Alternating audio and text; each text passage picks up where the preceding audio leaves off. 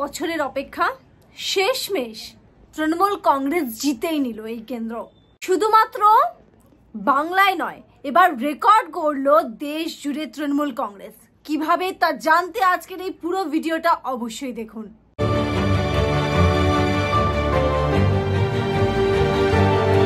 The public pole breaking নিউজে আপনাদের সকলকে স্বাগত। আবারও তাক লাগালো তৃণমূল কংগ্রেস, আর 13 বছরের অপেক্ষা শেষ হলো তাদের। কিসের 13 বছরের অপেক্ষা? বাগদার এই কেন্দ্র যে আসনটি, সেই আসনটি এবার তৃণমূল কংগ্রেসের ঝুলিতে। শুধু তাই নয়, চারটি উপনির্বাচন, এবার যে চারটিতে উপনির্বাচন হলো, সেই চারটি আসনই কিন্তু এবার তৃণমূল কংগ্রেসের ঝুলিতে। অন্যদিকে লোকসভা নির্বাচনের মতোই আবারও মুখ পুরল বিজেপির। এবার রীতিমতো বলা যেতে পারে যে বঙ্গ বিজেপির এই রাজ্যে কিন্তু অস্তিত্বের সংকট দেখা যাচ্ছে।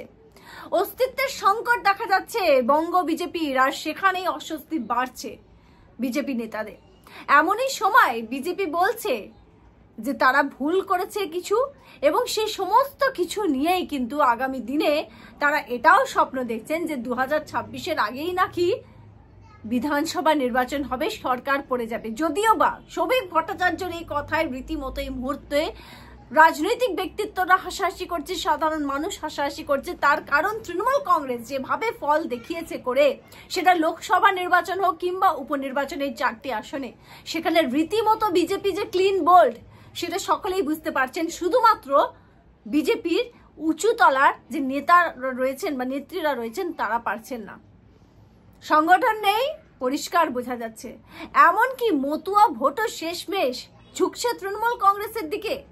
যে মতুয়া ভোটের উপর ভর করে বিজেপি যে আসনটি পেয়েছিল, বনগাঁ লোকসভা আসনটি শান্তনু ঠাকুরের ঝুলির মাধ্যমে বিজেপির কাছে গিয়ে পৌঁছেছিল, সেটাও যেন কোথাও একটা সেই ভোট ব্যাংকে থাবা পড়ে গেল তৃণমূল কংগ্রেসের 13 বছরের অপেক্ষার পর। আর কে করলো সেই চমৎকার?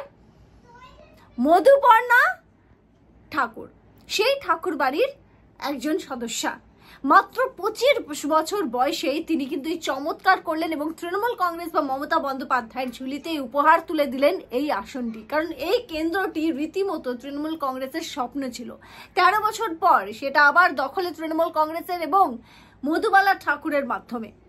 আর এই গোটা বিষয়টার পরেই কিন্তু দেশ জুড়ে তৃণমূল কংগ্রেস আরো একটি রেকর্ড করলো। কি জানেন? দেশ জুড়ে তৃণমূল কংগ্রেস একেবারে কনিষ্ঠ বিধায়ক উপহার দিল দেশকে। হ্যাঁ, সেটা হচ্ছেন আমাদের নতুন যিনি বিধায়ক বাংলার, অর্থাৎ মধুপর্ণা ঠাকুর। তিনি এই মুহূর্তে দেশ জুড়ে কিন্তু কনিষ্ঠতম একেবারে বিধায়ক। সব মিলিয়ে চওড়া হাসি তৃণমূল কংগ্রেসের মুখে, মমতা বন্দ্যোপাধ্যায়ের মুখে। আর কোথাও না কোথাও কোণঠাসা হয়ে যাচ্ছেন বিজেপি। কোথাও না, এবারে একেবারে স্পষ্ট যে বাংলার মানুষ কিন্তু প্রত্যাখ্যান করেছে বিজেপিকে, এটা আর বলার অপেক্ষা রাখে না। যদিও বা এখনো কি তারা শিক্ষা নিয়েছে বঙ্গ বিজেপি, এই প্রশ্ন রাজনৈতিক মহলের বিভিন্ন সদস্য কিন্তু তুলছেন। তার কারণ আন্দোলন দেখা যাচ্ছে না। দেখবেন বিগত কয়েকদিনে যে কটা ভিডিও বানিয়েছে the public pole breaking news, সেখানে কিন্তু এক কথা বলা হচ্ছে যে সাধারণ মানুষ থেকে ট্রেনে বাসে হোক কিংবা রাজনৈতিক ব্যক্তিত্বরা ঠান্ডা এসি ঘরে হোক কিংবা আন্দোলন করতে গিয়ে মাঠে ময়দানে, সব জায়গায় একটাই আলোচনা যে বিজেপির এই ভরাডুবির কারণ কি। বিজেপির এই ভরাডুবির কারণ হচ্ছে আন্দোলন নেই। যেখানে মমতা বন্দ্যোপাধ্যায়ের মতো নেত্রী রয়েছেন, তার বিরোধিতা করার মতো আন্দোলন হচ্ছে না, বিজেপি করতেই পারছে না। এত ইস্যু, কিন্তু মমতা বন্দ্যোপাধ্যায় বা তৃণমূল কংগ্রেস যদি তাদের কোর্টে বল দিয়েও ফেলছেন, তাও যেন গোল করতে পারছে না একেবারে বঙ্গ বিজেপি। মুখ পুড়ছে তাদের, একাধিকবার মুখ পুড়ছে। এবার যে ভোট নিয়ে রীতিমতো দেখা গিয়েছিল যে আবারও যে কেন্দ্রীয় মন্ত্রী পদ পেয়েছিলেন, কেন্দ্রীয় মন্ত্রী পদ আবারও পেয়েছেন কে? শান্তনু ঠাকুর। কেন? তার কারণ বিজেপি, বঙ্গ বিজেপির যে অবস্থা দেখা গিয়েছিল, লোকসভা নির্বাচনে যে ফলাফল ভরাডুবি দেখা গিয়েছিল, 18 থেকে 12টি সিটে নেমে গেছে বিজেপি। তারপরেও কিন্তু মতুয়া ভোট একেবারে একতরফা বলা যেতে পারে যে পুরোপুরি ছিল কার দিকে? বিজেপির দিকে। শান্তনু ঠাকুর কিন্তু বনগাঁর আসনটা লোকসভা নির্বাচনে জিতিয়ে কেন্দ্রকে কিংবা বিজেপিকে উপহার দিয়েছিলেন। তবে এইখানেও এবার দেখা যাচ্ছে কোথাও একটা গলত।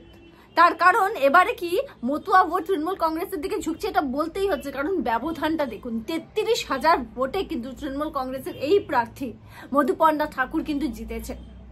পারিবারিক অশান্তি, সেখান থেকে অনশন আর সেখান থেকে রাজনৈতিক ময়দানে প্রথমবার রাজনীতিতে পা রেখেই ছক্কা হাঁকালেন তিনি। এবং এই ছক্কা হাঁকানোর পর আগামী দিনে যে তার অভিজ্ঞতা, রাজনৈতিক অভিজ্ঞতা বাড়বে সেটার বলার অপেক্ষা রাখে না।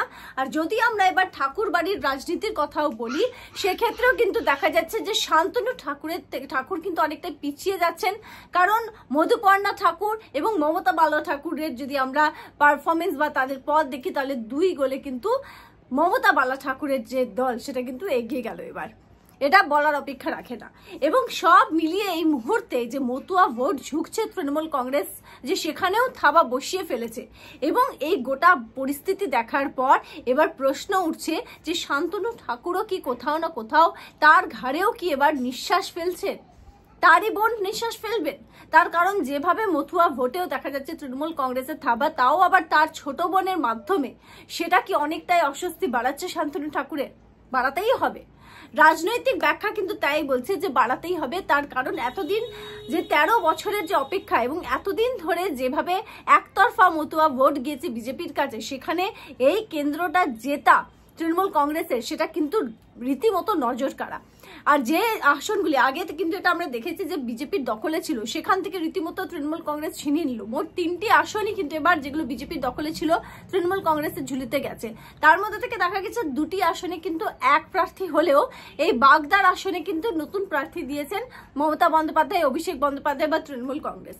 এবং তাদের এই রীতিমতো ব্লু প্রিন্টটা যে কতটা সাফল্য পেল সেটা তো বলার অপেক্ষা রাখে না।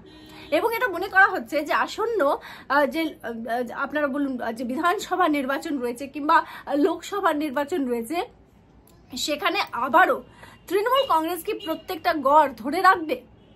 কারণ এই মুহূর্তে এই অবস্থান থেকে রাজনৈতিক বিশেষজ্ঞরা তারা কিন্তু বলছেন যে একেবারে ধরে রাখ। ঠাকুর বাড়ির এই সদস্যার জয়ের পর মমতা বালা ঠাকুর ঠিক কি বলেছেন মেয়ের জয় নিয়ে, চলুন একবার সেটা শুনি। প্রথম হচ্ছে একটা বাড়তি পাওনা, সেটা মতুয়াদের কাছে, সেটা হচ্ছে ঠাকুরবাড়ির প্রার্থী তৃণমূল কংগ্রেসের মধুপর্ণা ঠাকুর।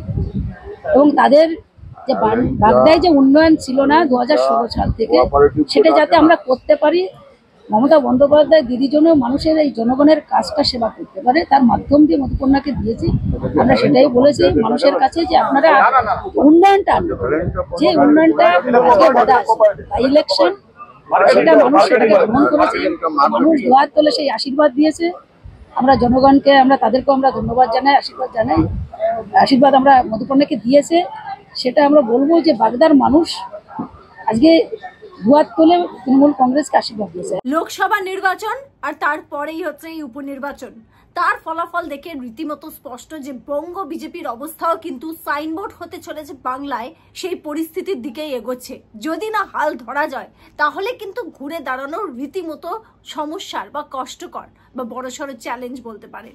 তবে বঙ্গ বিজেপি কি পারবে? তারা সেই মানের আন্দোলন কি গড়ে তুলতে পারবেন যার মাধ্যমে তৃণমূল নেত্রী মমতা বন্দ্যোপাধ্যায় বা যেভাবে বিরোধী নেত্রী হয়ে উঠেছিলেন মমতা বন্দ্যোপাধ্যায়, সেইভাবেই ঘাড়ে নিঃশ্বাস ফেলে মমতা বন্দ্যোপাধ্যায় তৃণমূল কংগ্রেসকে সরিয়ে তারা কি নিজেদের জায়গা করতে পারবেন, নাকি অস্তিত্ব সংকট থেকে সাইনবোর্ড হয়ে যাবেন বাংলায়?